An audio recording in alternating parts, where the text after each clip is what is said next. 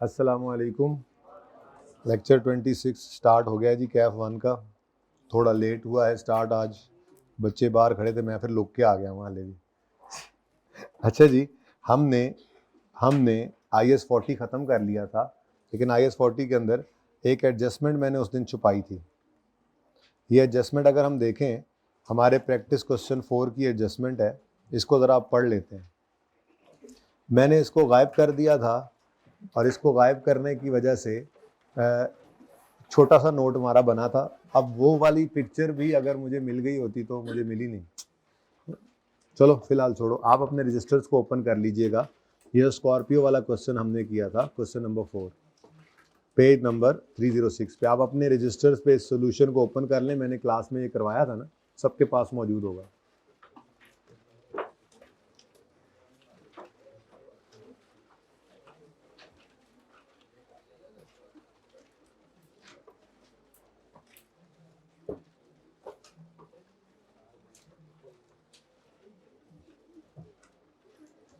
मिला, बड़ी मेहरबानी। अच्छा जी सुने, अब आपके सामने एक नोट मौजूद है। चूंकि गवादर वाली प्रॉपर्टी मैंने छुपा दी थी और फेयर वैल्यू मॉडल था और सब प्रॉपर्टीज का फेयर वैल्यू टर्मिनेबल थी, तो फेयर वैल्यू पर ही सारी प्रॉपर्टीज थी और आपका नोट छोटा सा बना था जिसमें सिर्फ ग्रॉस कैरिंग अमाउंट वाला ही हिस्सा था। अगर ये एडजस्टमेंट भी मैंने ना छुपाई होती तो इसके क्या असरात होते, उससे पहले जरा इस एडजस्टमेंट को पढ़ लेते। Fair value of building in Gwadar, जो कि हमने रेंट आउट की हुई है, इसका मतलब है वो क्या है, एक इन्वेस्टमेंट प्रॉपर्टी है, ठीक है। Has never been, fair value of this building has never been determinable, इसकी फेयर वैल्यू डिटर्मिनेबल नहीं रही कभी भी। अब हम क्या कर रहे हैं, फेयर वैल्यू मॉडल यूज कर रहे हैं, subsequent measurement of investment, all investment properties. अब अगर हम फेयर वैल्यू मॉडल यूज कर रहे हैं तो फिर हमें हर प्रॉपर्टी को फेयर वैल्यू पे रखना है। यहाँ पे प्रॉपर्टी बाय प्रॉपर्टी तो रूल लगता नहीं है। यहाँ पे तो या ये खुद ये क्लास ही है, मैंने कहा था या तो सारी कॉस्ट मॉडल पे होंगी या सारी फेयर वैल्यू मॉडल पे। हम रखना फेयर वैल्यू मॉडल पे चाह रहे हैं, लेकिन हमारी एक प्रॉपर्टी ऐसी है जिसकी फेयर वैल्यू टर्मिनेबल नहीं है, तो ये एक्सेप्शन है, स्टैंडर्ड ने इसमें फिर अलाउ किया। स्टैंडर्ड पहले तो ये कहता है कि फेयर वैल्यू टर्मिनेबल होती है, लेकिन अगर किसी की इस तरह की प्रॉपर्टी हो जिसकी किसी वजह से फेयर टर्मिनेबल ना हो, तो फिर मजबूरी है उसको कॉस्ट पे रख लें। अब इस बिल्डिंग को 1 जनवरी 16 में कंप्लीट किया गया था 50 लाख पर। हम खड़े हैं इस वक्त 19 में, तो 16 में ये कंप्लीट हुई थी पहले ही दिन, तो 16, 17, 18 ये 3 साल गुजर चुके हैं इसके, ऐसे ही है। अब इसको रखना किस पे मजबूरन हमने, कॉस्ट पे। Its total estimated useful life was 10 years और residual value was 1 million 10 lakh. Both estimates had remained unchanged. अब चूंकि इसकी फेयर वैल्यू डिटरमिन हो नहीं सकती तो इसको किस पे रखना है, कॉस्ट पे। लेकिन यहाँ पर क्योंकि ये एक्सेप्शन है, इसको मजबूरन कॉस्ट पे रख रहे हैं। मॉडल हम फेयर वैल्यू फॉलो कर रहे थे तो इसको कॉस्ट पे रखना मजबूरी थी। तो इस सूरत के अंदर स्टैंडर्ड ने फिर 2 पाबंदियां लगाई। नंबर 1, इसकी रेजुअल वैल्यू 0 अज्यूम करेंगे, और दूसरा इसको IS 16 के तहत मतलब लेकर चलना है। IS 16 में जैसे कॉस्ट मॉडल फॉलो होता है, ठीक है। और इसकी फेयर वैल्यू बाद में टर्मिनेबल हो भी जाए तो इसको फिर भी आपने कंटिन्यू करना है, उसी के ऊपर ही रखना है, ठीक है। तो अगर ये इकट्ठा बनाना चाहे कोई बच्चा तो ये इसकी शक्ल कुछ ऐसी बन जाएगी। ओहो, इसमें तो लिखा हुआ ही कुछ नहीं है, ठहरो।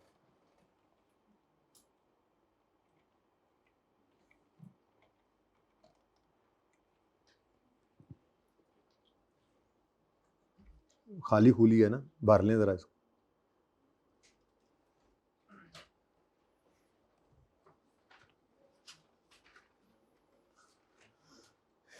तो बाकी सब वैसे का वैसे ही है, ठीक है, इतना हिस्सा ही चलेगा और इसी को ही आपने यहाँ पर डेप्रिशिएट कर लिया, बस इतना सा फर्क आ गया। और एडिशनल इसके बारे में स्टैंडर्ड ने कहा था ना, ऊपर लिख दिया फेयर वैल्यू इंडिपेंडेंट बंदा करता है वैल्यू और रेंटल्स, ये 2 तो लिखे थे ना, रेंटल इतने अर्न किए, इतने एक्सपेंसेस आए, और साथ देखो ये लाइन लिख दी। अब क्योंकि सवाल में इतनी इन्फॉर्मेशन नहीं थी, लेकिन मैंने ज़बरदस्ती करके ये लाइन लिख दी थी सवाल में कि fair value Gwadar property is not determinable as it is in remote area, अपनी तरफ से लिखा, सवाल में वजह लिखी हुई होगी, ठीक है। Where no active market exist, estimated range of fair value is between 6 million to 7 million, ऐसे ही मैंने लिख दिया अपनी तरफ से, सवाल में ऐसी बात नहीं थी कि अगर लिखना पड़े तो ये जुमला लिख देना है इस तरह से जैसे आपको डिस्क्लोजर्स में पढ़ाया था, ठीक हो गया। अच्छा, अब एमसीक्यूज आपको दिए थे होमवर्क में, तो उसकी तरफ चलते हैं। ये एक छोटा सा पॉइंट रहता था, मैंने कहा चलो इसको बता दूं आपको, मजीद इस पर बात कर लेंगे अगर कोई ज़रूरत पड़ी तो। एमसीक्यू सब बच्चों ने कर लिए होने मेरे ख्याल से, हो भी गए थे, ये नहीं पता। Investment property is initially measured at cost. अच्छा, अब फेयर वैल्यू पर तो नहीं होती, plus transaction cost, fair value अकेली पर भी नहीं होती, कॉस्ट जिसमें इंक्लूडेड हो ट्रांजैक्शन कॉस्ट। एक लाइन सिर्फ सफ़े पे पड़ी थी, तो भाई रीड करना इसलिए ज़रूरी होता है, ये चैप्टर को रीड इसीलिए करवाता हूँ, पढ़ा पहले देता हूँ फिर भी रीड करवा रहा होता हूँ, छोटी छोटी चीज़ों से एमसीक्यूज बन रहे होते हैं। आज आप देखा ही होगा आपने खुद कि चैप्टर पढ़ने के बाद ही आप एमसीक्यूज के काबिल हुए, तो सवाल में कोई गुंजाइश, पर्चे में गुंजाइश नहीं ना छोड़ के जाते हैं, ठीक है। अच्छा जी, कॉस्ट इंक्लूडिंग ट्रांजैक्शन कॉस्ट, तो कॉस्ट एक्सक्लूडिंग नहीं, ये भी नहीं है, तो इसका मतलब C is the correct option, आसान था। Which two of the following properties owned by company would be classified as investment properties, कौन सी प्रॉपर्टीज इन्वेस्टमेंट प्रॉपर्टी होंगी? Property occupied by an employee paying market rent, करता रहे पे, employ ने occupy की हुई है तो ये फिर इन्वेस्टमेंट प्रॉपर्टी नहीं है, ये पीपीई है, पढ़ाया था ना। लैंड हेल्ड बाय कंपनी, अभी पता नहीं है किस लिए, यस, अनडिटरमिन्ड यूज वाली प्रॉपर्टी इन्वेस्टमेंट, जब तक नहीं पता लग रहा किस काम के लिए तो उसको हमने कहा था इन्वेस्टमेंट प्रॉपर्टी में क्लासिफाई करेंगे। मशीनरी, आगे जाने की जरूरत ही नहीं है, मशीनरी तो मूवेबल प्रॉपर्टी है, और इन्वेस्टमेंट प्रॉपर्टी बनती ही कौन सी है? Immovable property, land and building, बात ही यहां से शुरू की थी हमने। प्रॉपर्टी इमूवेबल हो और फिर वो हो रेंटल या कैपिटल एप्रिसिएशन के लिए, तो वो प्रॉपर्टी आपकी इन्वेस्टमेंट प्रॉपर्टी। ये मशीनरी तो पीपीई है, चाहे वो रेंट पे देनी है चाहे वो अपने इस्तेमाल में रखनी है, वो पीपीई ही रहेगा। तो धोखा देने के उसने कहा machinery held for short term sale, inventory बनेगी। हाँ, ये तो इन्वेंट्री है, ठीक है, ये पीपीई भी नहीं है, बल्कि ये क्या है, क्योंकि ये ऑर्डिनरी कोर्स ऑफ बिजनेस में सेल के लिए एसी मंगवाए हैं, बाहर से इंपोर्ट किए हैं, अपने डिस्प्ले में लगे हैं, किस लिए जी? बेचने हैं। तो क्या है ये? जनरेटर है, बाहर से इंपोर्ट किए हैं, बेचने हैं, डिस्प्ले में लगाए हुए हैं हमने, जो आएगा ग्राहक देख के ले जाएगा, क्या है? इन्वेंट्री। और अगर कोई अपने इस्तेमाल के अंदर है तो वो पीपीई, किसी को किराए पे दे रहे हैं तब भी पीपीई, क्योंकि क्या है? मूवेबल। तो फिर एक ही रह गया, वही होना है ना, दो जो थे, चलो खैर। Building held by company for long term capital, तो मेरे ख्याल में तो ये चौथा तो सबको ही पता लग जाना था, असल में तो पढ़े लिखे बच्चों का ये फायदा होना था कि उनको बी का भी पता लग जाना था, ठीक है। धोखा खाने के लिए ए और बी थे, ए को गलत बच्चों ने कर दिया और शायद टिक इस पर्चे के अंदर, ठीक है, जिस सही से ना पढ़ा हो जिन्होंने, उनकी बात कर रहा हूं। नेक्स्ट 16वां, which of the following falls under definition of investment property. अब ये पास पेपर के एमसीक्यूज हैं भाई, और रीड करके आए हैं तो सारा कुछ आपको पता लग रहा है, ठीक है। उससे पहले अगर आप करते बगैर इस एक दो सवाल कर लिए, टॉपिक तो हो गया पूरा, लेकिन अगर आपने इन डेप्थ जाकर उसको नहीं पढ़ा तो एमसीक्यूज तो फिर मार दे जाएंगे ना आप जी। कौन सी प्रॉपर्टी डेफिनेशन में आती है इन्वेस्टमेंट प्रॉपर्टी के? ओनर ऑक्यूपाइड नहीं, अवेटिंग डिस्पोजल, ये तो IFRS 5 लगता है, छोड़ो, आपके इन्वेस्टमेंट प्रॉपर्टी नहीं लगता, इतनी सी बात। फिर property occupied by an, land held for, property held for future development and subsequent use as, ये तो उस वक्त भी capital work in progress CWIP of PPE ही होता है, याद है। हाँ, अगर ये लिखा था property held for future development and subsequent use as investment property तो फिर गड़बड़ थी, लेकिन एक ही था, उसने कहा जो विच ऑफ द फॉलोइंग, दो भी हो सकते थे लेकिन फिलहाल तो सिर्फ सी ही नजर आ रहे हैं, ठीक हो गया। चलें आगे, एक अच्छा MCQ 15 हुआ था। NIT purchase an investment property on यकम जनवरी 18 for 35 million, property had an estimated life of 35 साल विद नो रेजिडुअल वैल्यू। आज हम ना एक्रूवल स्टार्ट कर देंगे इंशाल्लाह, ठीक है, एक्रूवल बेसिस ऑफ अकाउंटिंग जो आपने पढ़ा हुआ होगा, लेकिन हम फिर पढ़ेंगे उसको, ताकि डिफरेंट जगहों से पढ़ने वाले बच्चे भी एक फॉर्मेट के ऊपर आ जाएंगे। और फिर इम्पॉर्टेंट भी बहुत ज़्यादा है, आपको कई टॉपिक्स के अंदर इसको यूज़ करना पड़ता है। डायरेक्ट इसकी एडजस्टमेंट्स आएंगी, फाइनल अकाउंट के सवाल में आती है, सिंगल एंट्री में यूज़ होगा, एनपीओ में यूज़ होगा, ठीक है। और उसके अलावा ये IS-23 IS-20 के अंदर एक्रूवल का कॉन्सेप्ट तो चल ही रहा होता है, ठीक है, वो यूज़ ऐसे ही होता है। तो एक्रूवल्स इंशाल्लाह हम रिवाइज करेंगे।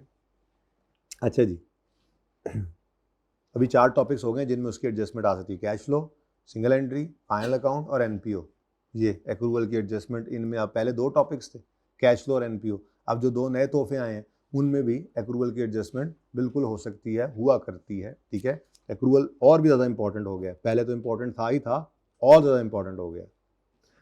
अच्छा जी, एन एंटिटी परचेज्ड एंड, अच्छा ठीक है जी, 35 मिलियन की खरीदी है हमने, लाइफ 35 साल है, रेजिडुअल वैल्यू कोई नहीं है। 31 दिसंबर 20, 18, 19, 20, 3 साल गुजरे, तीसरे साल के एंड पे प्रॉपर्टी की फेयर वैल्यू 42 हो चुकी है, ठीक है जी।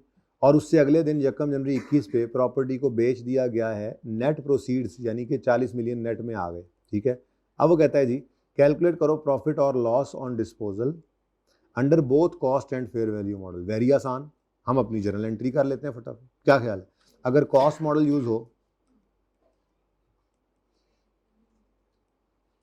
जर्नल एंट्री कर लेता हूँ, वैसे वर्किंग भी हो सकती है, जर्नल एंट्री भी ठीक है, ठीक है। आपने क्या करना है, कॉस्ट मॉडल है तो एक्यूमुलेट डिडक्शन में भी आना है, ठीक है। फिर कैश भी आ रहा है, फिर एक लाइन छोड़कर इन्वेस्टमेंट प्रॉपर्टी क्रेडिट कर दोगे। अब चूंकि कॉस्ट मॉडल है तो फिर क्रेडिट क्या करोगे, कॉस्ट। कॉस्ट कितनी दीजिए इसकी, 35, तो क्रेडिट कर दिया आपने इसमें से 35। उसके बाद अक्यूमुलेट ऑप्शन निकालते हैं तो 35 डिवाइडेड बाय 35, इतना आसान था कि ज़बानी हो सकता है, ठीक है, इनटू। अब हमने किस दिन बेचा है इसको, बड़ी मेहरबानी उसकी क्या है कि 21 के साल में पहले ही दिन इसने बेच दिया, इसका मतलब 18, 19, 20, ठीक है, 3 साल। अब देखो बीच में जो 31 दिसंबर 20 वाली फेयर वैल्यू है कॉस्ट मॉडल के लिए रेलेवेंट नहीं है, ठीक है। तो 3 साल की डेप्रिसिएशन आपने ले ली, 3 रुपए आ गई। कितना कैश आया जी, 40, तो फिर गेन आ रहा है जी पीएनएल के अंदर, बैलेंसिंग गेन आ गया 8 रुपीज, तो कॉस्ट मॉडल में 8 रुपीज का गेन आएगा, ठीक है। अच्छा अगली बात देखें जरा, किसी ऑप्शन में है कॉस्ट मॉडल में, 2 में आ गया, जालिम ने 2 में डाल दिया फंसाने के लिए। अब ठीक है, एक ही होता तो चलो जान छूट जाती। चलो फिर आगे चलते हैं। अगर फेयर वैल्यू मॉडल यूज हो रहा है तो फिर अक्यूमुलेट ऑप्शन तो होगा नहीं, ठीक है। कैश आएगा वही 40, और important thing was investment property को क्रेडिट करना है हमने फेयर वैल्यू से। अब फेयर वैल्यू कितनी लेनी है जी, 42। क्यों भाई, हाँ 31 दिसंबर 20, जैसे हम लेजर बनाया करते थे तो 31 दिसंबर 2, पहले चला आ रहा था एसेट तो चला आ रहा था, 31 दिसंबर 20 पे कैरी डाउन फेयर वैल्यू पे लिया करते थे। 42 बोल रहे हैं, 42 फेयर वैल्यू थी इसकी क्लोजिंग डेट पर 21 की शाम को, और अगले दिन 1 जनवरी 21 पर जिस दिन इसको बेच रहे हैं ब्रॉड डाउन, यही फेयर वैल्यू होगी, और जो इस दिन का गेन लॉस होगा वो पिछले साल के एंड पे चला गया होगा पीएनएल में। तो इस वक्त ये जिस दिन बेचने लगे हैं इसके पास क्या पड़ा हुआ है, 42, यही है लेटेस्ट फेयर वैल्यू। तो इस फेयर वैल्यू को यहाँ से क्या कर दें, क्रेडिट। अब तो उल्टा क्या आ गया, लॉस। लेकिन आपको पता है ये लॉस क्या होता है, ये मैंने जब पहला सवाल करवाया था तो मैंने उस दिन बताया था आपको कि अल्टीमेटली हुआ क्या होगा, ये पीछे किसी साल के अंदर गेन वो कर आया होगा ना, ज़्यादा रूटीन से भी ज़्यादा हो जाता है ना फेयर वैल्यू गेन लॉस। तो मैंने जब पूरी लाइफ दिखाई थी आपको, जो पहला सवाल किया था इन्वेस्टमेंट प्रॉपर्टी में डिस्पोजल के दिन, तो मैंने कहा था चेक कर लो, एक्सट्रैक्ट्स बना के बताया था कि over the life of asset net में इनकम या एक्सपेंस सेम ही आता है, ठीक है। तो इन्होंने पीछे को गेन बुक किया होगा, हमारे लिए ये बात रेलेवेंट नहीं थी, हमारा तो एमसीक्यू ये पड़ा है कि अगर फेयर वैल्यू मॉडल हो तो फिर 2 मिलियन का क्या आ जाएगा, लॉस। तो ये जनाब लॉस ऑफ 2 मिलियन, और इधर गेन ऑफ 8 मिलियन। तो ये option B was the correct option. अच्छा एमसीक्यू, ठीक है। कौन सा एमसीक्यू है, 15?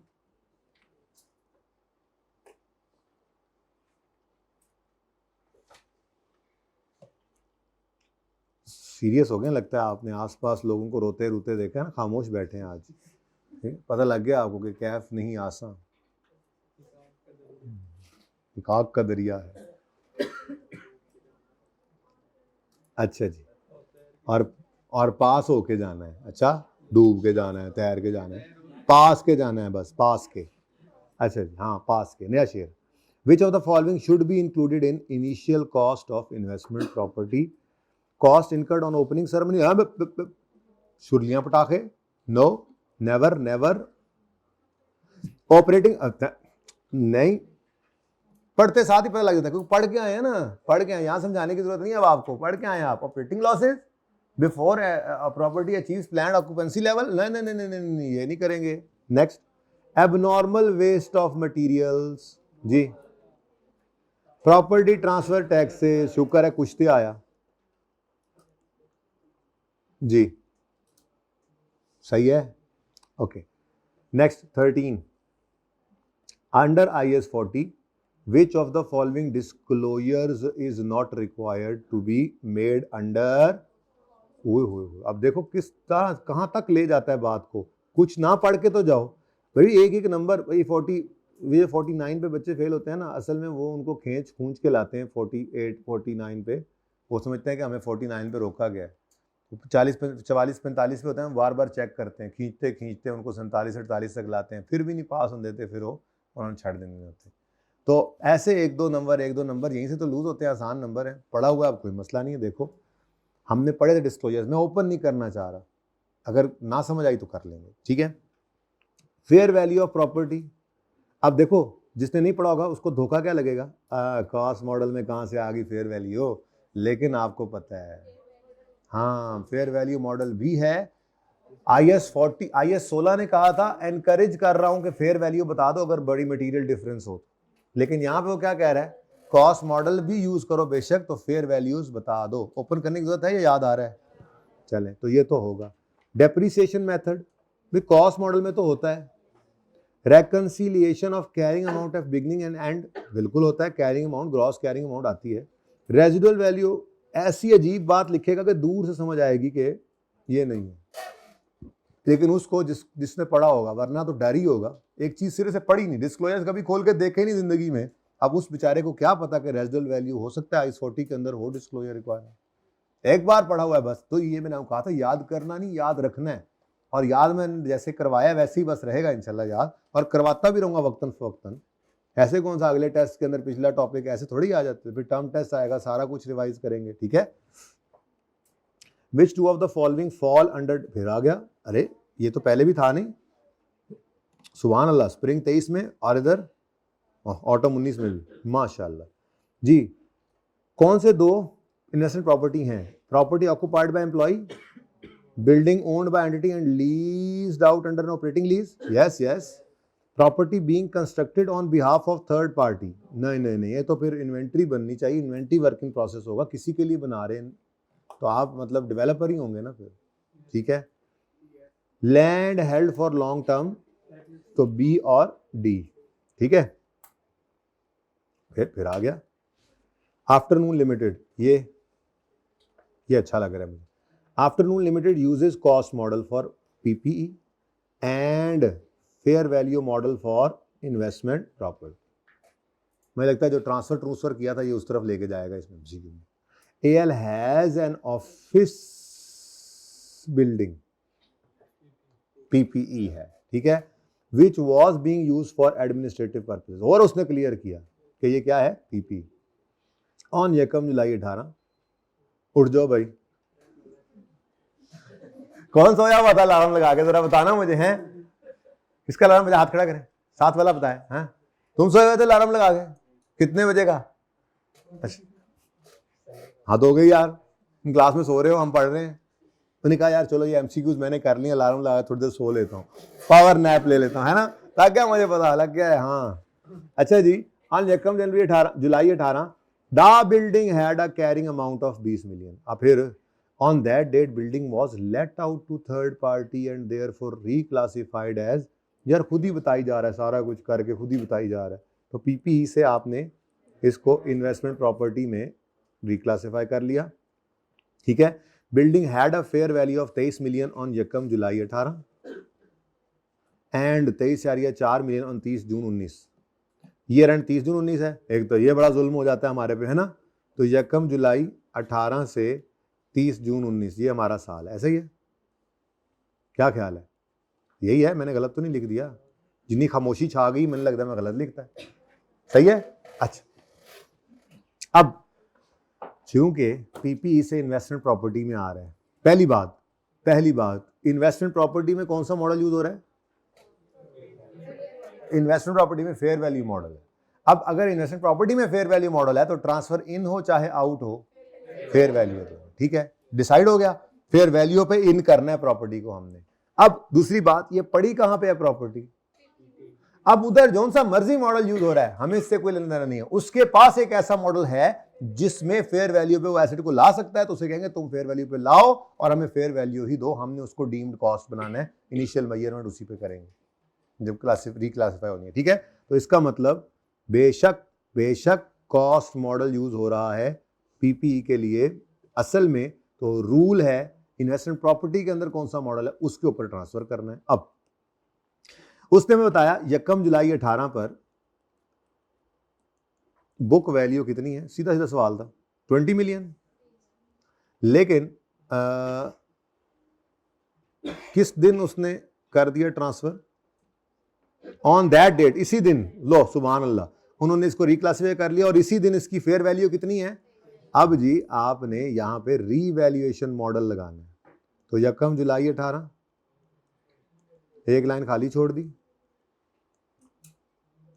और रीवैल्यूड अमाउंट लिख ली। कहते मुक ही नहीं रहे यार, मैं तो 16 वाले भी कराने का सोच रहा सी जी। 23, तो 3 मिलियन का क्या आ गया जी? ये तो है ना हमारा पीपीई था, ठीक है, और इसका रीवैल्यूएशन सरप्लस आ गया। अच्छा, अब इसकी वैसे एंट्री क्या होती है पता है, कुछ याद है? एसिड डेबिट, हाँ, revaluation surplus in OCI, very important was this thing. ऐसे नहीं जोर लगाते रहे थे। अच्छा, अब ये एंट्री हो गई, उसके बाद ये 23 पे यहां से निकल जाएगा। ऐसे मैं जानबूझ के लेजर बनाया करता था ना, ताकि आपको दोनों अलग अलग जरा नजर आते रहे। ठीक है, और यकम जुलाई 2018 पर ये पीपीई से आया, ओपनिंग कोई नहीं था, लेकिन कितने पर? अब ये investment property fair value model पर है, तो ये लेजर में आ गई। ठीक है, सही हो गया। अब यहां पर क्या बचा? पीपीई में क्या बचा? जीरो। पीपी में तो कुछ ना बचा, लेकिन दूसरी तरफ सरप्लस याद है आपको, मैंने कहा था वो पड़ा रह जाता है, तो वो पड़ा ही रह जाएगा। ठीक है, ये जीरो हो गया और ये सरप्लस नजर आता रहेगा यहां तक कि ये प्रॉपर्टी जिस दिन असल में बिकेगी तो जैसे पहले करते थे वैसे ही करेंगे, इस सरप्लस को डेबिट करके रिटेन अर्निंग्स क्रेडिट कर देंगे। ठीक है, अच्छा, अब इन्वेस्टमेंट प्रॉपर्टी 23 पर रिकॉर्ड की। अब चूंकि इन्वेस्टमेंट प्रॉपर्टी में फेयर वैल्यू मॉडल है, तो फिर 23.4 मिलियन 30 जून पर फेयर वैल्यू है, तो उठाकर 30 जून पर इसको इसी पे रख लेंगे। 30 June 19 carry down fair value पर कितना? 23.4 और 0.4 मिलियन का आपको क्या आ गया? पीएनएल लिखो बस, ठीक है, सोच लो, कोई बात नहीं। गेन है या लॉस है? तो ये बैलेंसिंग फिगर आ गई, ये फेयर वैल्यू गेन है। ठीक है, ये तो मैंने वैसे ही सॉल्व कर दिया आपको, जैसे पढ़ाया था वैसे। कितने नंबर का एमसीक्यू है? कितने नंबर का? नंबर लिखे? ओहो, मेरे ख्याल में 2 नंबर का होना चाहिए था। एनीवेज, एक का भी हो, तो ये सारी बात तो आपके दिमाग में चलती है ना, आपने तो जुबानी बस ये कैलकुलेटर मारना था, सब कुछ तो गिवन था। बुक वैल्यू सवाल में गिवन है, ट्रांसफर के दिन फेयर वैल्यू पे लाना, अभी आपको पता है। तो 3 मिलियन का गेन ओसीआई में रिकॉर्ड होना है। फिर ये 30 जून यकम जुलाई 18 पे ट्रांसफर होगी 23 पे, 30 जून पे 23.4 पे, तो 0.4 का फेयर वैल्यू गेन पीएनएल में जाना है। तो इतनी सी बात जुबानी करनी थी। एमसीक्यू में वर्किंग के ना तो नंबर होते हैं, ना ही वर्किंग आधी सही हो और आधी गलत हो तो उस पर आधे नंबर मिलेंगे। एमसीक्यू का ऑप्शन, और एमसीक्यू का ऑप्शन सही है तो आपका जवाब सही है, वरना सही नहीं है। वर्किंग लेकिन आपने साथ करनी है अपने समझने के लिए, अगर जरूरत पड़े तो। लेकिन ये इतना आसान सवाल था कि इसके अंदर आपको एक तो ये जबानी नजर आ रहा था कि अगर एक हमारे पास प्रॉपर्टी किताबों के अंदर नजर आ रही है 20 पर, और ट्रांसफर के दिन वो 23 हो गई है उसकी फेयर वैल्यू, तो 3 मिलियन ओसीआई से होता है और रिवेल्यूएशन सरप्लस में चला जाएगा, जैसे पढ़ा था, जैसे रिवेल्यूएशन मॉडल में होता था। यहाँ कॉस्ट मॉडल यूज हो रहा है, लेकिन वो बात नहीं है ना भाई, ये हम वहीं पे रख नहीं रहे, ट्रांसफर कर रहे हैं इन्वेस्टमेंट प्रॉपर्टी पर, वहां fair value model investment property पे लाकर करना है। ऐसे सवाल 2 से 3 सवाल किए हैं हमने। ठीक हो गया। और दूसरी चीज ये थी, ये अब उसने क्या पूछा ये मैं अभी देखता हूं, पहले सर की आवाज आई थी, बोलें यहीं से। ओके, अब रिक्वायरमेंट है what would be the increase in profit और लॉस एंड ओसीआई। अच्छा शुक्र है उसने ये नहीं कह दिया कि व्हाट इज द चेंज, और परेशान करता। अब इतना तो पता लग गया कि इंक्रीज ही है दोनों में। What is the increase in profit loss and other comprehensive for the year 30 June 19। तो कितना इंक्रीज है जी, कि ये जाएगा ओसीआई में, ठीक है, और ये जाएगा पीएनएल में, ठीक है। तो प्रॉफिट और लॉस में 0.4 और ओसीआई में, तो B is the correct option, ठीक है। अच्छा एमसीक्यू, ये कौन सा एमसीक्यू है, ये मैंने इसलिए यहां पर ऐसे कर दिया कि मेरे जैसा कोई बैठा होता है तो उसको भी समझ आ जाए। बाकी तो मैंने आपको अर्ज किया ना, जबानी करने वाला एमसीक्यू था, ठीक है। 1 नंबर का ही बनता है वैसे तो, लेकिन 2 भी हो सकते हैं इसके, हों नहीं लिखे हुए रह गए हैं लिखने से। हाँ जी सही है, बड़ा टाइम लग रहा है यार, जल्दी करो। अब तो आगे दूसरे ही हैं बस, आपको आया ना कैलकुलेशन वाला, मैंने नहीं करना, okay.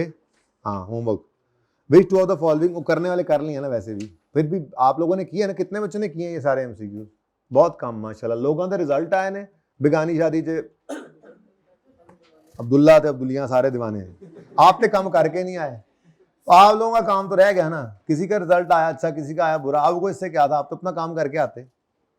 Which two of the following properties fall, उन्होंने नहीं ताड़ा ख्याल करना उस मौके तो, पढ़ी जाते हैं जो पास हो गए ने, उनको पता है पढ़ के पास होना है, लेकिन पूरा पूरा पढ़े ना, तो जो पढ़ने का टाइम है वो पढ़े। मैंने पहले दिन आपको कहा था, बस आपने हर पर्चे के लिए 1.5 घंटा रखना है, दैट्स इट, लेकिन मोबाइल लेस होके पढ़ना है।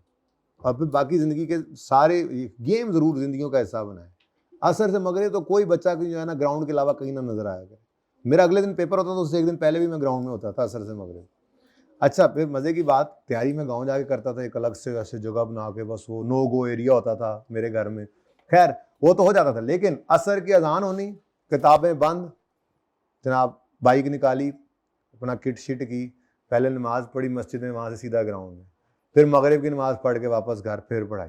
असर से मगरिब बिल्कुल बिल्कुल ऐसे मजाक बना हुआ था। घर वाले कहते थे कि कोई मार भी जाने, कहना तेरा गेम करके आ रहे हैं ऐसे से बने। और फिर 2-3 दिन पहले लाहौर में पेपर देने जब आते थे तो अब बड़ा मसला होता था, अपना ग्राउंड अपनी गेम अपने खिलाड़ी नहीं होते ना, तो आप ग्राउंड में, लेकिन वो असर से मगरिब मुझसे तो नहीं पढ़ा जाता था ना, तो मैं ऐसे ही निकल के मस्जिद में नमाज पढ़ी, उसके बाद जो करीब ग्राउंड नजर आया उधर जाके एम ही बैग है, खेल नहीं रहे थे वेख रहे हैं। असर से मगरिब आप लोगों का ये फिजिकल एक्टिविटी का टाइम होता है, फिजिकल। सांप वाली गेम नहीं खेलने लग जानी मोबाइल से, मैं सांप वाली गेम, मैं गेम खेलता हूँ, सांप वाली गेम खेलता जी मैं मोबाइल। तो पढ़ें बस टाइम मखसूस करके इंशाल्लाह, और खेलें ज़रूर, अपनी ज़िंदगी के अंदर इसको ज़रूर रखें। स्पोर्ट्स डे आएगा तो टीम होगी। चलो, which two of the following properties fall under definition of investment property and therefore within scope of IAS 40। सुने फिर वही बात, ये तो रिपीट हो रहा है। प्रॉपर्टी ऑक्युपाइड एम्प्लॉय ये है नहीं है, building owned by entity leased out ये है, ये तो सेम हो गया, ये तो सेम है। ये आई कैप का है और वो पास पेपर का नहीं, आई कैप ने ऐसे ही उठाकर मेरे ख्याल से यहाँ से भी दिया हुआ है पास पेपर्स के अंदर। खैर इसको मैं लिख देता हूँ, ये क्या है, किसके साथ है, ये रिपीट हो रहा है, इसको मैं काट रहा हूँ। ये किस जैसा है, सेम है, बिल्कुल सेम है, 100% सेम है। ओके, इसको ये सेम एज 12, क्या नहीं वो डिफरेंट तो थोड़ा सा। अच्छा फिर जी जल्दी जल्दी जल्दी, if an entity wishes to change from cost model to fair value model, माना कि ये IAS 8 है, लेकिन थोड़ी बहुत बात तो मैंने की हुई है ना। अगर वो कॉस्ट मॉडल से from cost model to fair value model जाना चाहें तो when may it do so, आगे ना पढ़े। मैंने आपको कहा था जहां जहां ऑप्शंस मौजूद हैं स्टैंडर्ड के अंदर, जितने आपने अभी तक पढ़े, मैं सिर्फ वही 2-3 बोल देता हूं। जैसे आपने इन्वेंट्री पढ़ा था, उसमें ऑप्शन था FIFO यूज करो या एफको, बोलो तो FIFO या एफको में ऑप्शन है, लेकिन एक बार जब आपने सिलेक्ट कर लिया तो now it becomes your accounting policy, इसको कंसिस्टेंटली अप्लाई करना है, चेंज नहीं कर सकते। ऐसे ही IAS 40 पढ़ा, cost model subsequent measurement, cost model या फेयर वैल्यू मॉडल, ऑप्शन है, लेकिन जब आपने एक सिलेक्ट कर लिया, now this becomes your accounting policy, इसको कंसिस्टेंटली अप्लाई करना पड़ेगा, चेंज नहीं कर सकते। ठीक है, चेंज करने की सिर्फ दो ही शक्लें हैं। नंबर 1, स्टैंडर्ड में चेंज आ जाए। मैंने यहाँ पे मिसाल दी थी आपको, अभी तक एक ही जो पड़ी उसी की देता हूँ। 2002-03 से पहले इन्वेंट्री के स्टैंडर्ड में 3 ऑप्शंस थे, FIFO, LIFO, AVCO. Last in first out भी एक ऑप्शन होता था, फिर स्टैंडर्ड में से वो खत्म कर दिया गया। अब मिसाल के तौर पे उस मौके पे कोई बंदा अगर लाइफो यूज कर रहा था तो उसको छोड़ना पड़ना था या नहीं? जब एक चीज ही खत्म हो गई, स्टैंडर्ड में ऑप्शन ही खत्म हो गया, तो उसको लाइफो से फाइफो या एवको पे आना था। अब इस चेंज को कहते हैं मैंडेटरी, स्टैंडर्ड बदल गया। और इसमें रिट्रोस्पेक्टिव या प्रोस्पेक्टिव भी स्टैंडर्ड ही बताता है, पढ़ेंगे आइए सेट में जाके, ठीक है। लेकिन दूसरा ऑप्शन क्या है? दूसरा ऑप्शन मैंने आपको कहा था, ये नहीं हो सकता कि बाबा जी ख्वाब में आए हैं और जी सुबह उठ के आपके उन्होंने कहा बेटा तुम्हारे बिजनेस के लिए फेयर वैल्यू मॉडल बहुत अच्छा रहेगा, चेंज कर लो, और तुमने चेंज कर लिया। ऐसा नहीं, स्टैंडर्ड कहता है ऐसे नहीं। हाँ, एक सूरत है, अगर आपको लगता है कि आप कॉस्ट से फेयर वैल्यू मॉडल पे जाएं तो better presentation, better information user को मिलेगी, तो यू कैन डू इट, और इसको कहते हैं वॉलंटरी चेंज, ठीक है। लेकिन यहां पर मैंने साथ ही आपको यह भी कहा था कि IAS 8 में जाकर, याद होगा मैंने कल परसों 2-3 दिन पहले ही बात की है कि IAS 8 में जाके आप जरूर पूछेंगे, जब 3-4 सवाल करेंगे ना, जिसमें IAS 40 की एडजस्टमेंट आएगी, जिसमें कॉस्ट मॉडल से फेयर वैल्यू मॉडल पे आप जाएंगे, तो आप उस वक्त सवाल करेंगे, मैं फिर आपको याद भी कराऊंगा ये सवाल, ये सर कॉस्ट मॉडल से फेयर वैल्यू मॉडल में तो जा रहा है, फेयर वैल्यू से कॉस्ट पे क्यों नहीं आ रहा? तो मैंने आपको IAS 40 में एक लाइन भी पढ़ाई थी, IAS 8 में भी फिर देख लेंगे जाके। तो IAS 40 ये कहता है कि कॉस्ट से फेयर वैल्यू पे जाना, तो फिर ठीक है, आप कह सकते हैं कि वॉलंटरली हमने इसलिए चेंज किया है कि ये बेटर इंफॉर्मेशन देगा यूजर को। कोई कॉस्ट, कोई फेयर वैल्यू से कॉस्ट पे आए और कहे बेटर देगी ये इंफॉर्मेशन, तो हम इसको नहीं मानते, इसलिए आपको ये नजर नहीं आएगा चेंज इन पॉलिसी। अब यहाँ पे बात क्या हो रही है? कॉस्ट से फेयर वैल्यू मॉडल पे जाना है तो कब कर सकते हैं? जब बोर्ड ऑफ डायरेक्टर्स अप्रूव कर दें। मर्जी है तुम्हारी। When value of asset will improve, कहता है जब हमें एसेट की वैल्यू बेहतर लगे तब कर लो change. When change will result in more appropriate presentation, when market of these properties, नहीं, बहरहाल ये इंशाल्लाह IAS 8 में और क्लियर हो जाएगा, नोमा MCQ, ठीक है। इसको एक बार दोबारा आपने पढ़ना है, इसके साथ लिख लें, दोबारा आपने पढ़ना है आफ्टर IAS 8। वैसे जरूरत तो नहीं पड़ेगी इंशाल्लाह, वहीं पर जाकर ये बात समझ आ जानी है जो मैंने अभी बताई है। फिर भी एक बार दोबारा कभी यहां से गुजर हो तो इसको नजर डाल लेना IAS 8 जब पढ़ चुके होगे तो, ठीक है। मैं नहीं आऊंगा इधर दोबारा। Investment property should initially be measured at cost. अब आप कहोगे कॉस्ट प्लस ट्रांजैक्शन कॉस्ट नहीं लिखा हुआ, ओ भाई वो इसमें अब नहीं लिखा हुआ तो क्या करें? इनिशियली कॉस्ट है प्लस ट्रांजैक्शन कॉस्ट भी होती है, अब इसमें ऑप्शन ही और कोई नहीं। Fair value, market value, NRV इन पे तो नहीं होती ना, तो A is the correct option, ठीक है। If an entity uses part of building for own use and rents the remainder, how should this be treated? All as investment property? नहीं, इतनी सख्ती नहीं थी।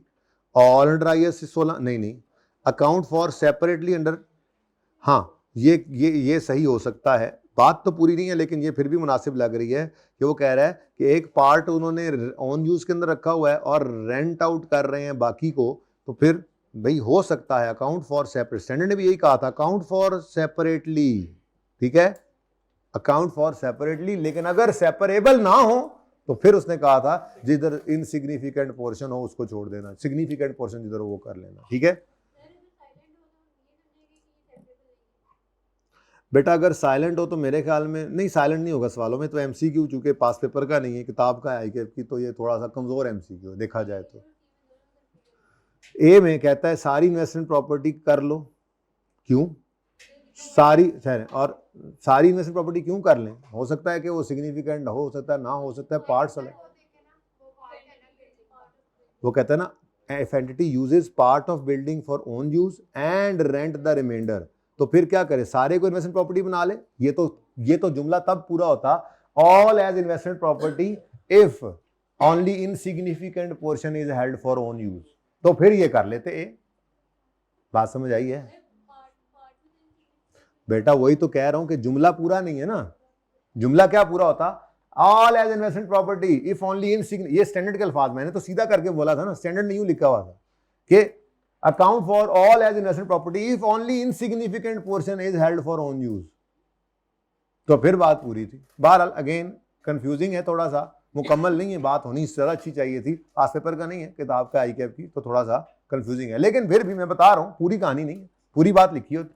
या यूं लिखा होता ऑल अंडर IAS 16, ये तो स्टैंडर्ड में लिखा ही नहीं हुआ ना, all under IAS 16 if insignificant portion is investment property, ये स्टैंडर्ड में लिखा ही नहीं हुआ, लिखा सिर्फ ऊपर वाला हुआ है लेकिन पूरी कहानी नहीं है। फिर ये बंदा कहता है कि सेपरेटली अकाउंट फॉर करो, ठीक है, इन्वेस्टमेंट प्रॉपर्टी में भी, और एक्सेप्शन क्या है, अगर ये सेपरेबल ना हो तो फिर दूसरी तरफ जाना है। तो फिर ये तो है ना असूल, अगर पार्ट्स में आपने उसको रखा हुआ है तो मतलब दो डिफरेंट यूजेस हैं, कुछ पार्ट रेंट पे कुछ यूज में, तो फिर अलग अलग ही अकाउंट फॉर करना है। ये जनरल रूल तो यही है। एक्सेप्शन फिर आती है, अगर वो अलग ना हो सकते हो तो क्या करो, फिर अगर ज्यादा इन्वेस्टमेंट प्रॉपर्टी है, थोड़ा सा पीपी है, तो इन्वेस्टमेंट प्रॉपर्टी में रख लो, स्टैंडर्ड ने ये बोला, ठीक है। बहरहाल मैं बार बार कह रहा हूं, कमजोर है थोड़ा सा MCQ, परेशान ना हो। IAS 40 के अंदर इन्वेस्टमेंट प्रॉपर्टी के कहता है वेयर शुड अ गेन और loss on disposal be recorded, तो PNL, ठीक है। होमवर्क मतलब कि आपने किया हुआ है, तो इनमें कोई मसला है तो मुझे बताएं, मैं करवा देता हूँ। चौथे और पांचवें कितने बच्चों ने ये अटेम्प्ट किए, जरा दोबारा हाथ खड़ा करें ना, हाइब्रिड वाले बताया करें। इन 2 MCQs में कोई मसला है तो मैं तो करवा देता हूँ। जी बेटा आपने किया हुआ है तो मुझे चेक करा दें, मसला क्या आया, नहीं क्या किया हुआ है।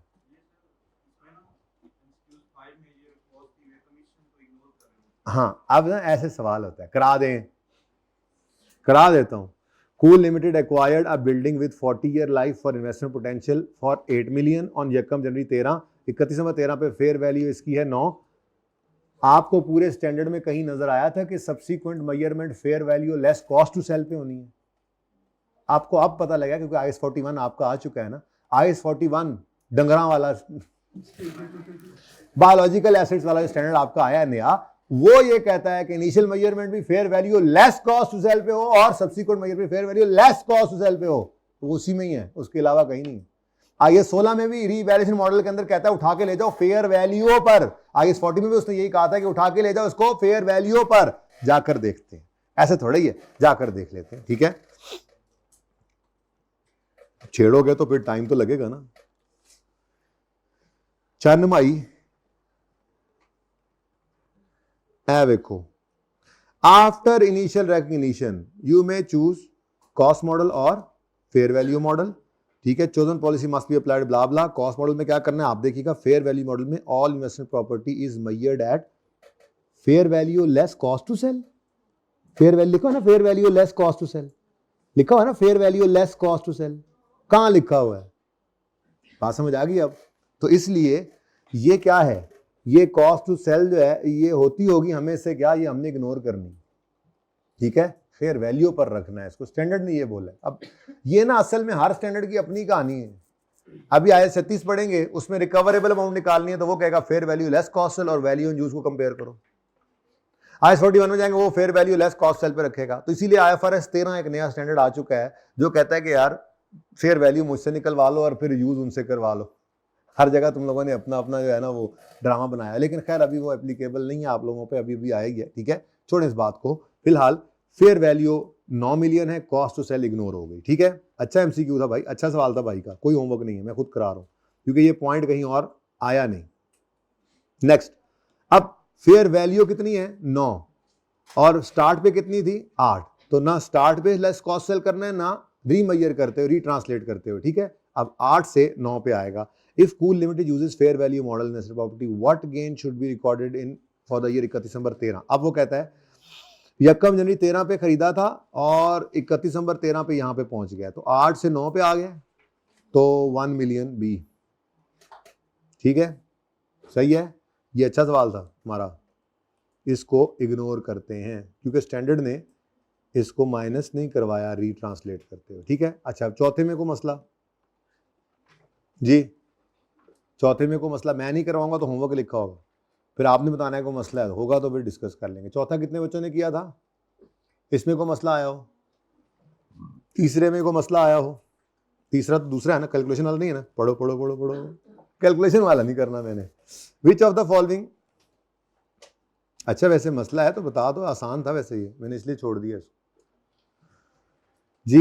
विच of the following properties owned by an entity would be classified, यार बस कर दे इसकी, अब कौन कौन सी प्रॉपर्टी जो इन्वेस्टमेंट प्रॉपर्टी है, property that has been leased out to tenants but which is no longer required and is now being held for. अच्छा अब मसला ये है कि वो प्रॉपर्टी जो इन्वेस्टमेंट प्रॉपर्टी है कौन सी, वो कहता है जो के रेंट पर दी गई थी लेकिन अब नहीं रिक्वायर्ड और हमने उसको क्या कर दिया है, हेल्ड फॉर रीसेल कर दिया। ठीक है, तो ये तो इन्वेस्टमेंट प्रॉपर्टी से फिर निकल जाता है।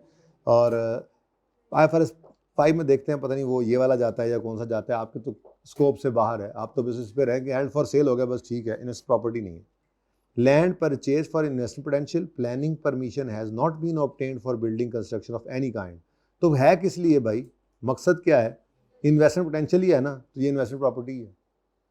आगे कह रहा है कोई बिल्डिंग अभी नहीं बनाई, भाई कुछ भी ना होता, इन्वेस्टमेंट पोटेंशियल भी ना समझ आ रहा होता, वैसे ही खरीद कर रख लेता, समझ ना आ रहा था क्या करना है, तो तब भी इन्वेस्टमेंट प्रॉपर्टी थी। ये तो फिर उन्होंने लिया इसीलिए है कि इसमें इन्वेस्टमेंट पोटेंशियल है, फ्यूचर में कैपिटल एप्रिसिएशन मिलेगी, और अभी तक ऊपर कोई बिल्डिंग बनाने का कोई परमिट शर्मट नहीं लिया। खैर है, बोल बोल के थक गए यार, ये क्या MCQs है। A new office building used as entities head office, head office purchase specifically in order to exploit its capital gain. धोखा देते हो हमें, धोखा देते हो, परचेज स्पेसिफिकली कैपिटल गेन इससे आने हैं जनाब, आज बिल्डिंग खरीद लो 10 साल बाद ये 3 गुना पैसे हो जाएंगे, यहाँ पर तो बड़ी मार्केट डेवलप हो रही है। अब भाईजान ये बातें किसी और को बताना, तुमने न्यू बिल्डिंग जो है वो यूज किस लिए की है, तो भाई जो हेड ऑफिस बना हुआ है जिस बिल्डिंग पे या फैक्ट्री जिस बिल्डिंग बनी है, कैपिटल एप्रिसिएशन उसमें भी आ रही होती है, लेकिन वो PPE है, इन्वेस्टमेंट प्रॉपर्टी में क्लासिफाई नहीं कर सकते उसको। ओके, और ठीक है, ये ना है, ये अभी तक है, पहला भी ना है। और बंगलाउ, अ बैंगलाउ यूज फॉर एग्जेक्टिव्स की ट्रेनिंग। भाई एग्जेक्टिव्स की ट्रेनिंग के लिए एक आपने ट्रेनिंग सेंटर बनाया हुआ है एक बंगले को, एग्जेक्टिव्स जो बिजनेस के एग्जेक्टिव्स हैं, एम्प्लॉइज हैं, ठीक है, तो ये भी PPE है। तो फिर बचा यही होमवर्क। दूसरे में कोई मसला बोले जी, कितने बच्चों ने अटेम्प्ट किया हुआ है, कोई मसला तो नहीं आया हुआ पहले में? लो जी, ये तो जान छूट गई जी। अब एक मुसीबत अभी भी बाकी है, उस मुसीबत का नाम IAS 16 है। ठीक है, तो ऐसा कर लेते हैं अब कि मैं आपको 5 मिनट की ब्रेक देता होता हूँ ना, तो क्यों 10 मिनट की क्यों दूंगा, छुट्टी नहीं थी आज, रिजल्ट था आज, कोई भी आप लोगों के ऊपर एप्लीकेबल नहीं, आपका क्या लेना देना रिजल्ट की छुट्टी से और रिजल्ट से। मैं बाहर जाने तक 15 मिनट लग जाने, मैंने बच्चों ने पकड़ लेना, पढ़ी जाओ बस आज। When item of PPE are stated at revalued amounts, भाई देखो जहां दिल करेगा ओपन करवा लेना मुझसे ये डिस्क्लोजर्स, ठीक है भाई, मेरा दिल तो ये होता है कि बगैर देखे हम करें, ठीक है, लेकिन मैं रख लेता हूं सामने, और इसको नहीं आप लोग ना देखिएगा, अगर आपको नहीं याद रहेगा तो ओपन करेंगे, इंशाल्लाह ऐसा होगा नहीं। मैं सिर्फ आपको यही बावर कराना चाह रहा हूं कि आपने डिस्क्लोजर्स याद नहीं किए होते, याद करने भी नहीं होते, मैं बार बार बोल रहा हूं, याद रखने होते हैं। काम चल रहा है, नोट बनाना आपको आता है, रूटीन की चीजें हर सवाल में नोट में डाल रहे हैं, और जो नॉन रूटीन है एक बार पढ़ लिया ना, मैंने आपको बोला है कि कमिटमेंट कोई आपने अगर फ्यूचर की है तो उसको क्या कहता है, स्टैंडर्ड डिस्क्लोज करो। अब आपका सवाल आएगा, उसके अंदर लिखा होगा कि हमने एक प्लांट जर्मनी से इंपोर्ट करना है, उसका कॉन्ट्रैक्ट हो गया है, प्लांट अगले साल आएगा। अब फौरन पढ़ते पता लग नहीं जाएगा कि ये किस लिए दिया इसने, डिस्क्लोजर देने के लिए, तो नोट बना रहे हो तो उसके सब नोट्स के अंदर उठा के वही लाइन एज इट इज लिख दोगे, तो पता हो एक बार कि क्या था, उसको रट्टा नहीं लगाना, ये थ्योरी कैसे आती है, क्या याद करना है, जो याद करना है वो खुद बताता हूं, बल्कि वो याद करवा ही देता होता हूं मैं, बहाने से आपको पता नहीं लगता। ठीक है जी, तो अगर आइटम PPE का स्टेटेड एट रीवैल्यूड अमाउंट से, यानी रीवैल्यूएशन मॉडल यूज हो रहा है, तो विच of the following disclosure shall be made, any restriction on. अब ये ना बड़ा डिफिकल्ट था, डिफिकल्ट इसलिए था कि एक पॉइंट सिर्फ ऐसे है जिसके अंदर उसने लिखा हुआ था मूवमेंट इन रीवैल्यूएशन सरप्लस, यानी यूं लिखा हुआ था, गालिबन यूं लिखा हुआ था रीवैल्यूएशन सरप्लस, जिसमें indicating the movement during the year, और साथ एक लाइन आगे डली हुई थी जो कभी यूज नहीं हुई, and any restriction on its distribution to share holders.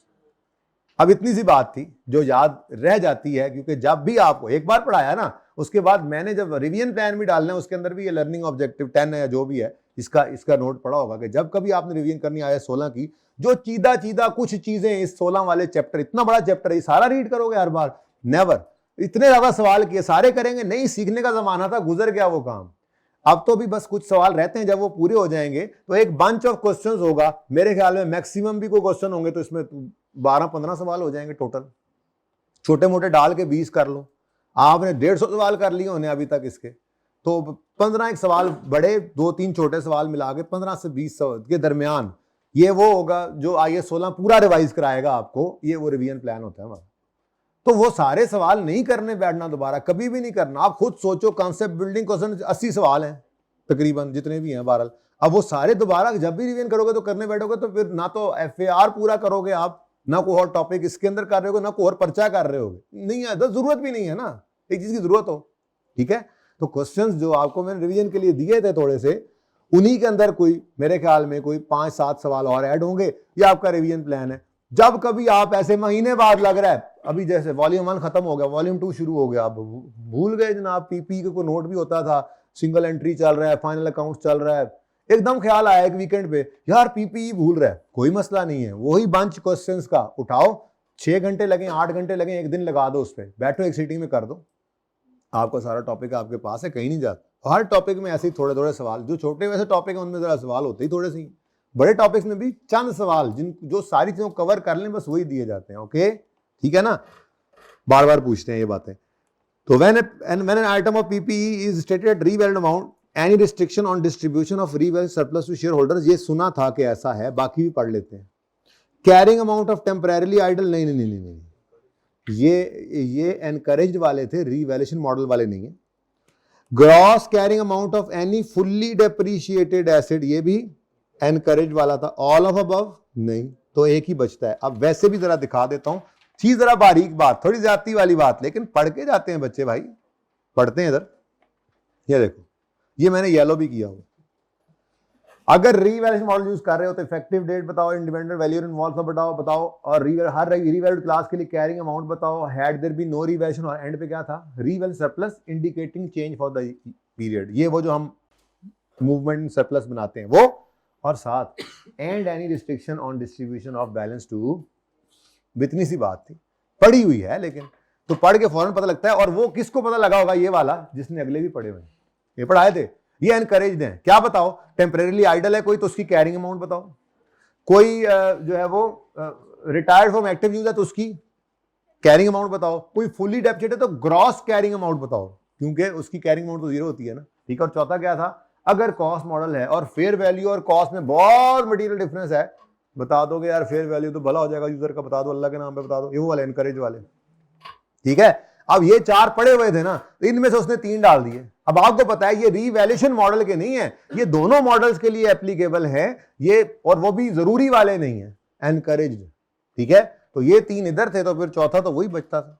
Anyways, an asset was purchased on यकम जनवरी 17 for 100 million which is with useful life of, अच्छा ये सारे एमसीक्यूज तो भी नहीं हुए होमवर्क में ना, कहां तक दिए हुए अभी तक, 23 तक, इतने तक भी जाने, शाम पै जानी, मैं नहीं कर रहा सारे, एक आधा सफा कर लेते हैं बस, ठीक है, अल्लाह खैर करेगा, थोड़े थोड़े करके करते हैं, रूल्स भी शुरू करें ना, क्योंकि अब आगे नहीं ना चल सकना, बहुत होगी ना, ठीक है। IAS 16 तो इसीलिए कब से छोड़ा है, देखो एक टॉपिक और होगा, अभी एक और हो जाएगा, IAS 16 के साथ चलना है, IAS 23 जब कराना है, 2-3 सवाल उसलिए रुके हुए,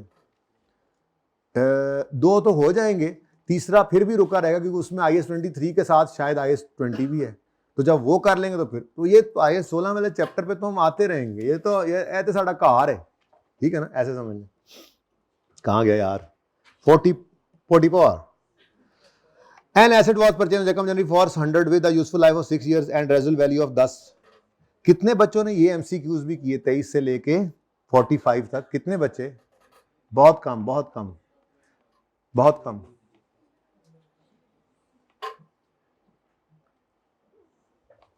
चलें 2-4 आपको इसलिए करवा रहा हूं कि आपको जरा पता लगे कि कोई जो है ना वो खाला जी दा घर नहीं है, it's not aunts home, okay जी। 100 मिलियन एसेट की कॉस्ट थी, लाइफ थी 6 साल और रेजर्व वैल्यू 10 साल, 10 मिलियन ऑन यकम जनवरी 20, 17 से 20, 17, 18, 19 और 19, बस 3 साल गुजर गए। It is revalue to 120 with remaining life of estimate change नहीं हो गया? हाँ हो गया। जनवरी ये 17, 18, 19 3 साल गुजर गए थे, रिमेनिंग कितने थे? नहीं हुआ। अच्छा एंड कैसे कैसे? और यार ये लाइफ की बात तो करो पहले, आगे तो जा रहे तो मुझे, मैं तो अभी पढ़ रहा हूं ना, मुझे क्या बता आगे क्या लिखा हो, तो आप लोगों ने पढ़ा है। हाँ क्या क्या यही कह रहा था। अच्छा एंड एक्सपेक्टेड रेजुअल वैल्यू ऑफ, हाँ सही कह रहे हैं आप, एस्टिमेट चेंज है। लेकिन मजे की बात है, ये वही सवाल है, ये वही सवाल है। कौन सा सवाल है? ये मैं दिखाता हूं, ये वही सवाल है।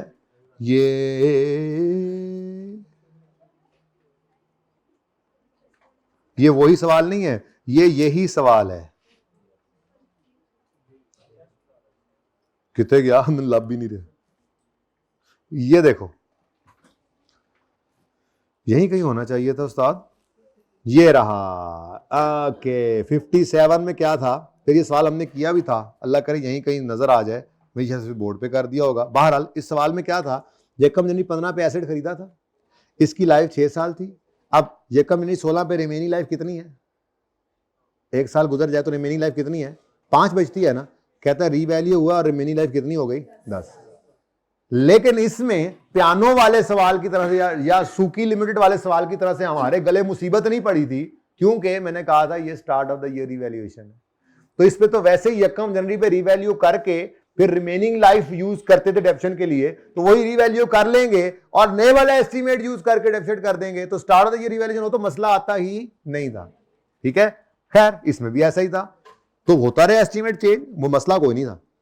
हाउ मच, लेकिन जालिम ने ये क्या कर दिया, तो टेस्ट में दिया मैंने भाई, ये तो डिस्कस नहीं किया मैंने, टेस्ट में डिस्कस हो नहीं गया था, नहीं हुआ था। चलो अच्छा है, टेस्ट की डिस्कशन में ये रहता था। वो उस दिन मेरे ख्याल में सवाल पूरा करते करते ये भूल ही गए थे, सवाल कर लिया था इस टेस्ट का डिस्कस, ये रह गया था।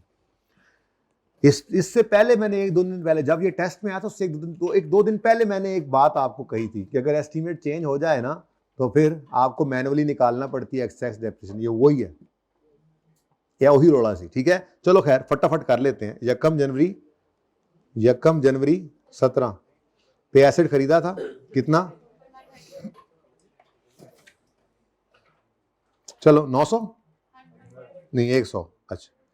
अच्छा बेटा देखो, हमने उसने 2020 के अंदर मामला किया है ना हमें एकदम से कि 2020 पे बताओ क्या हो रहा है, तो 31 दिसंबर 19 तक हम जंप लगा के आते हैं। लेकिन मेरा ये मशवरा है, बेशक निकालो अक्यूमुलेटेड डेप्रिसिएशन ही निकालोगे, 17 की, 18 की और 19 की, 3 साल की निकालनी है ना। 100 माइनस क्या रेजुअल वैल्यू है, डिवाइडेड बाय 6। अब एक सिर्फ भला ये कर दो कि एक बार यहां पे डेप्रिसिएशन लिख जरूर लो, कितनी आती है? 1 साल की, और हमने कितने साल की निकालनी है, तो कितना बना, तो आके मेरे सामने ये 15 वाली बात तो रहे। ठीक है ओके, नाउ डेप्रिशिएट हो गया, बुक वैल्यू आ गई 55 पे। ये किस दिन है जी? ये 31 दिसंबर 19 पे। उसके बाद यकम जनवरी 20 पर एक लाइन छोड़कर आपने इसको रीवैल्यू कर लिया, और रीवैल्यूड अमाउंट कितनी है जी? 120। अब 65 का गेन आ गया, सरप्लस रीवैल्यूएशन, सरप्लस अपने कॉलम में चला गया। ठीक है अच्छा, अब इसके बाद जो हमने इसको रिवैल्यूएशन होने के बाद जो डेप्सिट करना होता है वो किस पे करना होता है? रीवैल्यूड अमाउंट, रिमेनिंग लाइफ, और अगर रेजुअल वैल्यू का एस्टीमेट चेंज होगा तो सारा नया लेंगे। अब मसला इसलिए नहीं पड़ा कि ये पहले दिन ही रिवैल्यू हो गया और अब इसे डेप्सिट होना था, तो 20 की डेप्सिट निकालने के लिए इसी 120 को पकड़ना था, माइनस ये कितना हो गया 15, और रिमेनिंग लाइफ इस दिन बनती भी उतनी थी जितनी उसने बता दी। अच्छा ये चेंज भी हो जाती तब भी हमारे फॉर्मूला में फर्क नहीं पड़ा था, हमें रिमेनिंग लाइफ जो उसने देनी थी हमने वो ही यूज करनी थी। इसलिए तो मैंने आपको कहा था कि start of the year revaluation हो और एस्टीमेट चेंज हो तो कोई फर्क नहीं पड़ता हमारी सेहत पे, हमारी कैलकुलेशन वैसे ही हो जाती है। मुसीबत तब पड़ती अगर वो 20 के एंड पे रिवैल्यू कर रहा होता और 20 के एंड पे ही कहता रेजुअल वैल्यू चेंज हो रही है, तो हमें क्या करना पड़ता? ठीक है चलें, अब ये तो 1 साल की डेप्रिसिएशन है, ओके, और 65 डिवाइडेड बाय 3 कर दें, चलो वर्किंग तो पूरी कर लें जी, 21.22 कर दूं जरा, अच्छा अभी तो देखो मैंने ऐसे ही बस लंबी करता जा रहा हूं, ना मुझे इसकी जरूरत थी रिवन सरप्लस की ना कुछ, ठीक है ये भी आ जाएगा। उसकी रिक्वायरमेंट चेक करें, ये है जनाब 31 दिसंबर 2020, ठीक है। तो बुक वैल्यू मुझे कोई जरूरत नहीं थी, खैर बहरहाल इधर निकल आई। अब उसकी रिक्वायरमेंट चेक करो, कहता है how much excess depreciation will be charge for the year 20। अब अगर तो ये वाला मसला ना हुआ होता, यहां पर 10 ही रहा होता, ठीक है, तो फिर शायद हमारी ये वाली फिगर ही सीधी चली जाती। लेकिन मैंने आपको इसके लिए बड़ा तैयार किया था, मैंने कहा था अगर एस्टीमेट चेंज आ जाए तो फिर इंक्रीमेंटल डेप्रीसिएशन वो नशर वाली नहीं होती। हाँ मतलब वो असल में नशर वाली इंक्रीमेंटल डेप्रीसिएशन नहीं होती, हाँ वही अमाउंट ट्रांसफर जरूर होती, रिटेन अर्निंग होनी वही ट्रांसफर है। लेकिन इंक्रीमेंटल डेप्रीसिएशन किसे कहते थे, जो पहले दिन सिखाया था, आम हालात में रीवैल्यूएशन जब नहीं हुई थी कॉस्ट मॉडल पर होता अगर एसेट, तो क्या डेप्रीसिएशन होती 15, और रीवैल्यू हो जाने के बाद डेप्रीसिएशन कितनी हो गई 35। तो इन दोनों का डिफरेंस ये 20 था, इसका आंसर। ज्यादा हुई है ना एक्सेस 20। है ऑप्शन कोई? सी ऑप्शन है। लो जी, अब पता नहीं पर्चे में बच्चों ने ये किया होना, मुझे लगता है बच्चों ने, हालांकि मैंने बताया भी था, बच्चों ने शायद 22 था ऑप्शन में, इसको चेंज कर देना चाहिए था मुझे, ये मेरे से अब भूल होगी। अगली बार इंशाल्लाह क्या करूंगा, एक ऑप्शन ना इसमें इनमें से ना ये 20 वाला सही है ना, एक मैं इधर 35 या इधर 25 या 35 की जगह पे ना मैं 22 भी डालूंगा, क्योंकि बच्चों ने करना है। हाँ डिफरेंट है, ये बताया भी था डिफरेंट है जी, पहले से बताया भी था। मैं नहीं दिखाऊंगा। एमसीक्यू कौन सा है? अक्रूवल शुरू करना है यार, बस बस बस ये ऐसा करते हैं ना, 40 तक चले जाते हैं, उसके बाद फिर सही 35 तक जाएं। तुम्हारे 35 वाला मसला होगा ना। अच्छा ये पहला होमवर्क है, ठीक है, दे लो यार, टाइम बहुत निकल रहा है मेरा, एक्रूवल रहता जा रहा है। During the year 2019 N entity purchase the machine. पता है क्या होता है, मैं कुछ नया ना करूं मुझे बोरियत फील होती है, अब कुछ नया तो किया नहीं है, बस ये वही करी जा रहे हैं। During the year 19 an entity purchase the machine for 20 to be use for 6 years, which of the following would represent. ओ आ गया आपका दोस्त, रहता था। अच्छा जी, अब वो कहता है रेजिडुअल वैल्यू असल पता है क्या है, रेजिडुअल वैल्यू ये है कि आप आज जाएं, नया एसी आपने खरीदा ये, ठीक है, ग्री का नया एसी खरीद के लाए, ये आज आपने खरीदा है 2.5 लाख का, ठीक है।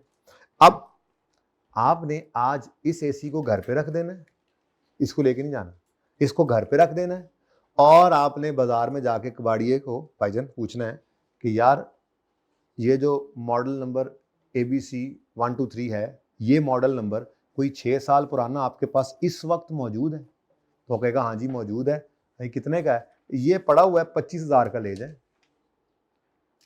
अब हमने क्या किया है, यही एसेट जो ये सेम एसेट है, ये लेने गए हैं बाजार में, लेकिन 6 साल पुराना, आज एस्टीमेट लगा रहे हैं। ये नहीं करना कि ये वाला 6 साल बाद कितने का बिकेगा। रेजिडुअल वैल्यू की डेफिनेशन स्टैंडर्ड क्या बोलता है, वो जहां पे छोड़ी भी हुई थी, पेंडिंग की हुई थी ना, वो इसी एमसीक्यू को तो इंतजार था मुझे, ठीक है। अब क्योंकि इसमें फिगर्स हैं, जरा इजी होता है समझाना, तो फिर यहां से फिर वो भी पढ़ लेंगे, ओके। तो फिर मैंने क्या बताया आपको, आज खड़े होकर हमने ये उससे पूछा कि हमारा जो नया एसी है, ठीक है, या जिस दुकान से आपने खरीदा, मिसाल के तौर पे आपने दुकान से खरीदा, ये 2.5 लाख का आपने एसी खरीदा, आपने कहा अच्छा यार यही मॉडल पहले भी तो काफी साल से आ रहा है, 10-15 साल से आ रहा है, तो कोई 6 साल पुराना पड़ा हुआ है? उसने कहा हाँ, ये देखें साथ ही पड़ा हुआ है, देखें उसकी हालत तो जरा बुरी हुई है, साफ सुथरा करेंगे सही हो जाएगा। कितने का है? 25,000 का मिल जाएगा। ये इसकी रेजिडुअल वैल्यू, ठीक है, क्या है रेजिडुअल वैल्यू। अब जरा इसको पढ़ते हैं। कहता है 19 में एंटिटी ने एक मशीन 20 मिलियन की खरीदी है, जो 6 साल इसने इस्तेमाल करनी है, तो ये कॉस्ट हो गई इसकी, और यूजफुल लाइफ हो गई 6 साल, ठीक है। अब Which of the following would represent residual value of this machine in 19? आज रेजिडुअल वैल्यू आज, ठीक है। वो कहता है ₹15 million can be currently obtained from disposal of the machine in ये तो वही बात होगी, डब्बा खोला है तो उसकी कीमत गिर जाती है, तो वही बात हुई। 20 मिलियन का हमने एसी लिया है, अभी लेके हमने डब्बा खोला है तो वो 15 का हो गया, तो वही बात है। क्योंकि वो क्या कह रहा है, प्रेजेंट कंडीशन में आपको ये मशीन बेचकर कितने मिलेंगे। भाई प्रेजेंट कंडीशन में थोड़ा ही बेचना है, 6 साल चला के बेचना होगा हमने, तो ये तो नहीं है। जो मैंने बोली ना मिसाल, वो ज़हन में रखनी है। उसी दुकान पे, ये बड़ा अच्छा हो गया वैसे इस दफा, पहले मैंने कबाड़ी के पास भेजा था लास्ट टाइम बच्चों को, इस दफा आपको मैंने कहा उसी दुकान वाले के पास ही सेकंड हैंड पड़े थे तो आपने वहीं से पूछ लिया, आसान हो गया ना, ठीक है। दूसरा, ₹4 million can be currently obtained from disposal of a 6-year-old similar machine। यही है, अभी तक तो यही लग रहा है, आगे बढ़ो। 18 million can be obtained in 25 में जाके फ्रॉम डिस्पोजल ऑफ मशीन इन, नई वाली उस वक्त कितने की बिकेगी। और भाईजान ये क्या बात है, 7 million can be obtain in 25 from disposal, उस वक्त नहीं भाई, उस वक्त वाला नहीं, तो यही है आपका ऑप्शन बी सही, ठीक है। अब जरा जाके उस डेफिनेशन को भी पढ़ ही लें जिसको हमने ऐसे ही बस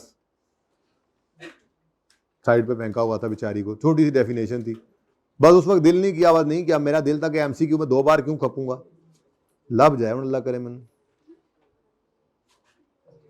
ये पढ़ें जी आप डेफिनेशन, नो पेंडिंग।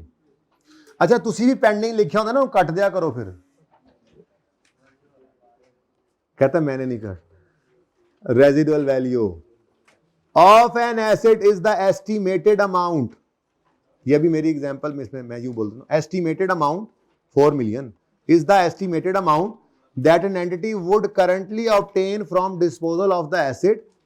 अभी इसको छोड़ो, if the asset were already of the age and condition expected to at the end of useful life। जरा मुश्किल अंग्रेजी, मैंने आसान अल्फाज में ये समझाया आपको, बीच वाली बात छोड़ो, वो बाद में पढ़ लेते हैं, ठीक है। क्या कह रहा है, रेजिडुअल वैल्यू किसे कहते हैं, रेजिडुअल वैल्यू वो एस्टिमेटेड अमाउंट है of an asset is the estimated amount that entity would currently obtain from disposal of asset.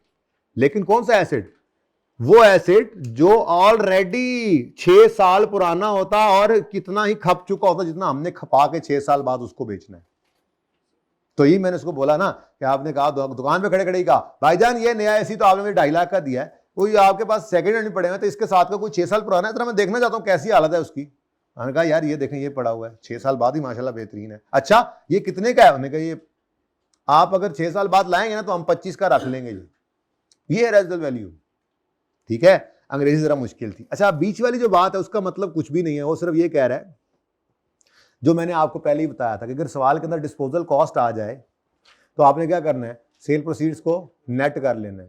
तो वो यही कह रहा है कि जितने का बिकेगा, लेकिन वो जितने का बिकेगा उससे पहले आपने क्या करना है, जो कॉस्ट ऑफ डिस्पोजल है वो उसमें से माइनस कर लेनी है। तो ये इतनी रेलेवेंट बात नहीं थी इसमें, बहरहाल जहन में अब रह जाएगा क्योंकि एमसीक्यू में फिगर्स आपके सामने आ गई, डेट्स आ गई, जरा ईजी हो गया, ठीक है। ओके रेफर कर लिया होगा, इससे ज्यादा आप फौरन लिख लेते हैं, बड़े तेज हैं। एमसीक्यू नंबर 43, बड़े तेज हैं आप लोग, ये बड़ा काम आप लोग करते हैं, बड़े तेज हो गए हैं जी बेटा।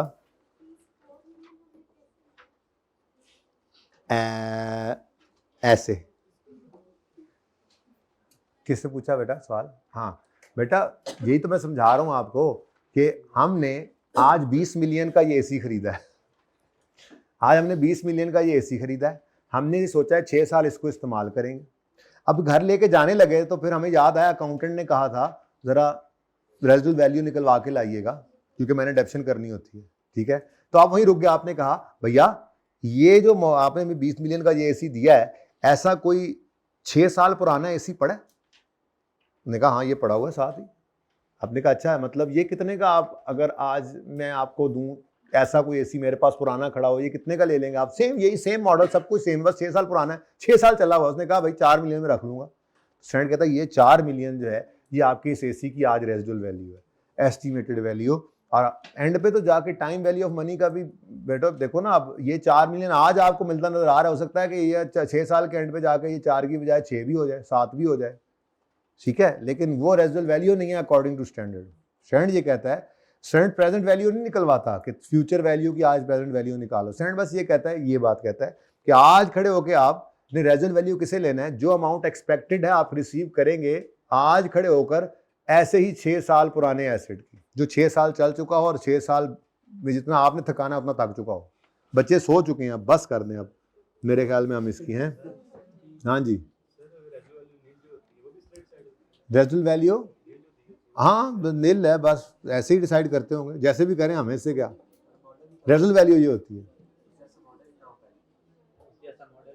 तो बस फिर नील ले लेना या कोई अंदाजा खुद लगा लेना, फिर उससे क्या लेना। ऐसे ही यार अगर 6 साल पुराना ये होता तो कितने का होता। बहरहाल स्टैंडर्ड ने तो यही बताया, आगे आपकी मर्जी।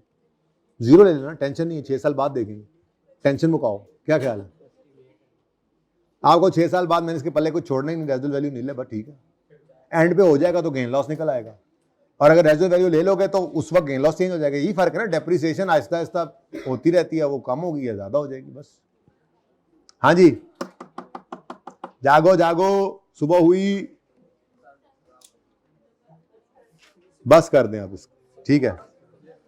पार्ट 1 भी क्लोज करना है। कितनी देर की होगी रिकॉर्डिंग पार्ट 1 क्लोज करना? हाँ, आज तो बहुत लेट क्लास शुरू की थी यार, चलने देते।